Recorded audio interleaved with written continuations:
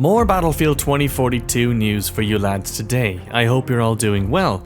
I think I may have some answers to your questions about yesterday's Battlefield 2042 release delay, so let's dive into it.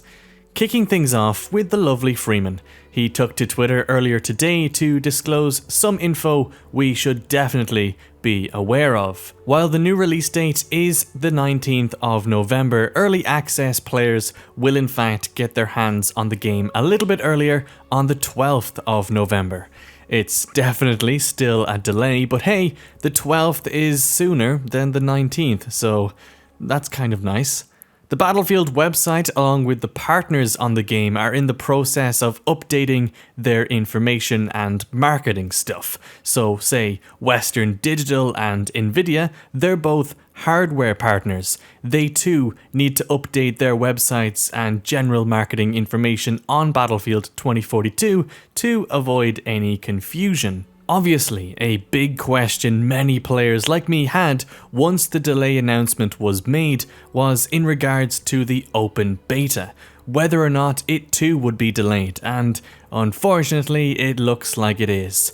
While we didn't actually have the open beta launch dates to begin with, Freeman did share that new dates will be announced towards the end of the month, so I'm betting the beta has also been shifted into October. Once that information is shared, I'll make sure to post something about it here on my YouTube channel, so make sure you're subscribed for that.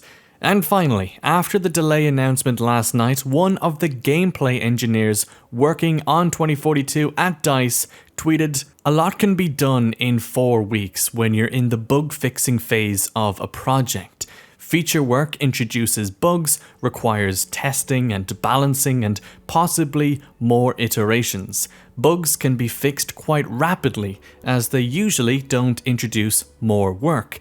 It's going to be good, we're so close."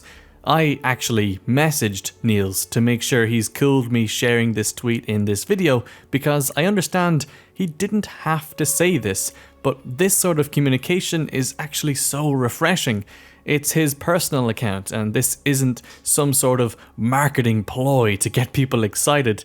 It's just a refreshing look behind the scenes and I'm really thankful he said it. It's definitely a concern that 4 weeks isn't a very long delay.